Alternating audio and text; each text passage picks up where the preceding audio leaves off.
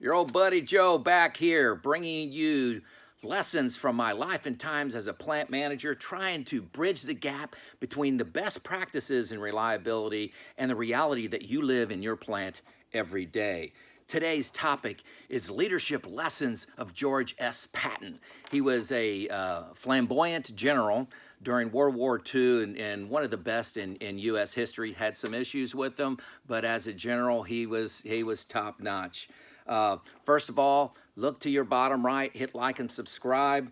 Also, I'd like for you to share this video, in an email or in a text with a friend. Everybody, all my subscribers, everybody that listens to this, I'd like for you to bring a friend along. We benefit with the diversity of thought. Let's expand this to more people.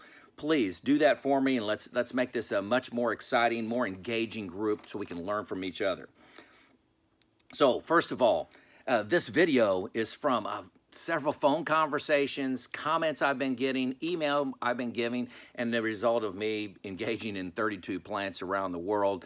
A lot of common problems here, and it's all coming together. I got a little excited about this last week when I was talking with a client.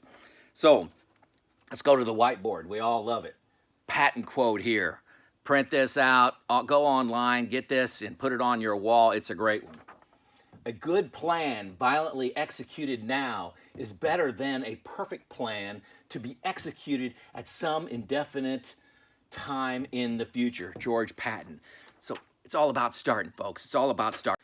So the question is where to start. And traditionally, there are two different positions on how to start your reliability journey. I got them behind me.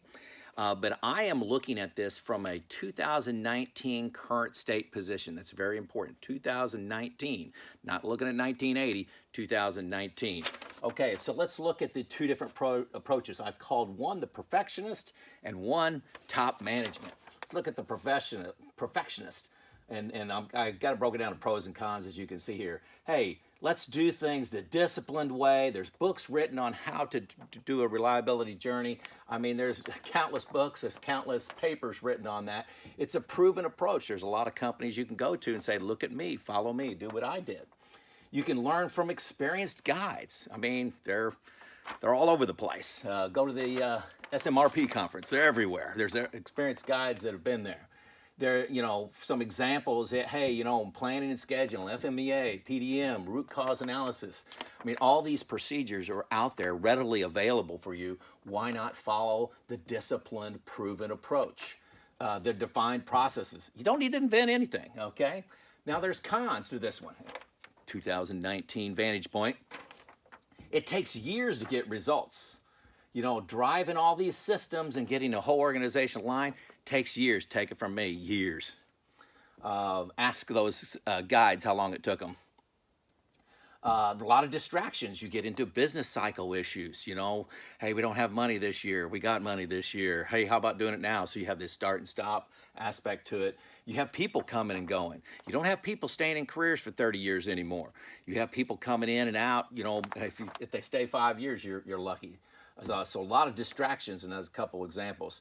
You may not begin with where your biggest gap is. A lot of people, if you go to the books, chapter 1, page 1, it says start with planning and scheduling. What if you're pretty good at that? You may invest a whole year into getting perfect at that, and you're already good, okay? So your results are going to be pushed out further. Regardless of how much preparation and planning you do, you're going to be wrong. You're going to be wrong, and you're going to have to adapt, okay? So, big deal. And here is the biggest issue. The biggest issue with the 2019 vantage point, you will lose sponsorship with this approach. If you're going to invest money, you're going to invest training, and you've got all this massive inertia going on in this program, and you don't produce results for years, you're going to lose sponsorship. That's a will. That's not maybe. That's a will. Top management, going to the other approach. Pros, cost cutting is the go-to tool, right? It's what everybody likes. It's fast and it's easy. It's easy to get alignment and easy to implement that. Heck, I can do that with an email, right? It's rapid, tangible results, nearly immediate. You put out an email on Friday, you got results on Monday, right? The cons of that, you better hope not to be in that job 6 to 12 months. It's going to be a disaster, okay? It's going to be ugly. Reliable assets and a reliability culture actually goes backwards. So if you defer maintenance for 6 months, you don't catch up to that in 6 months. You can't catch up to it tomorrow. It'll probably take a year and a half to recover from that. Your credibility is shot and cannot be regained. This is what I found. You go into a cost cutting, and then you say, hey, I'm going to be different as a leader. Guess what? Doesn't happen. It's disengaging to the workforce. What happens to attrition in this environment? People lose hope.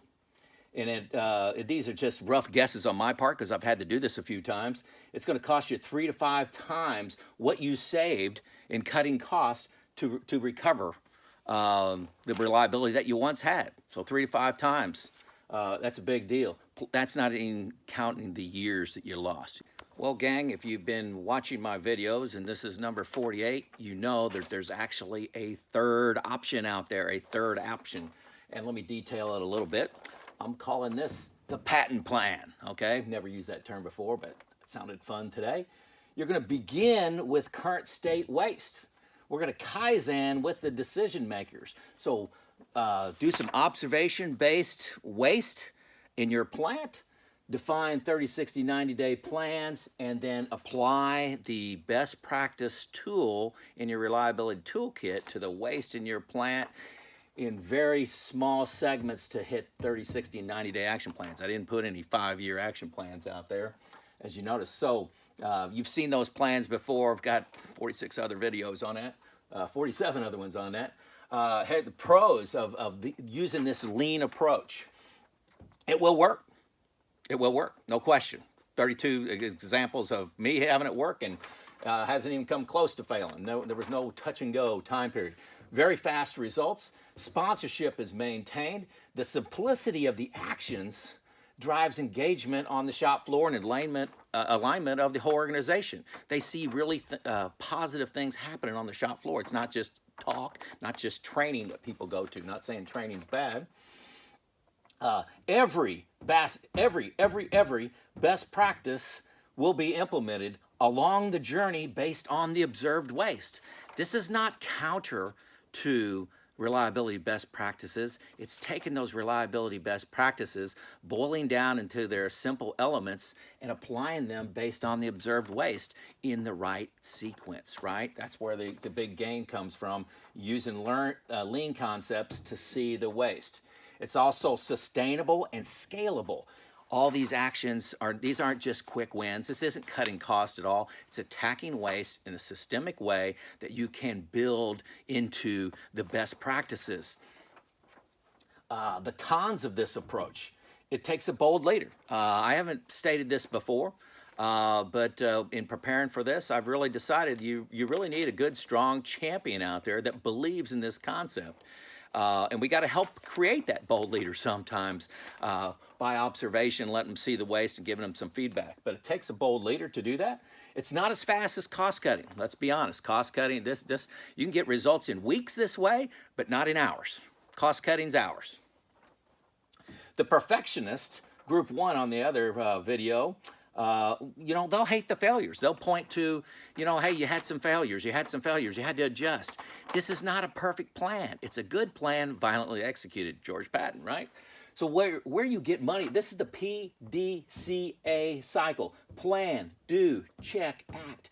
And then R is results. Results come from moving around the cycle fast. So you come up with a plan, you implement it, you validate the results were there, and you analyze it, you adapt them, and go around the cycle again. It's the continuous improvement nature of the PDA cycle that delivers all the results. That is lean. That's what we're trying to do here. Try to make us better on Friday than we were on Monday. Not come up with a strategic plan to be better in 3 years and lose all of our sponsorship and not get results.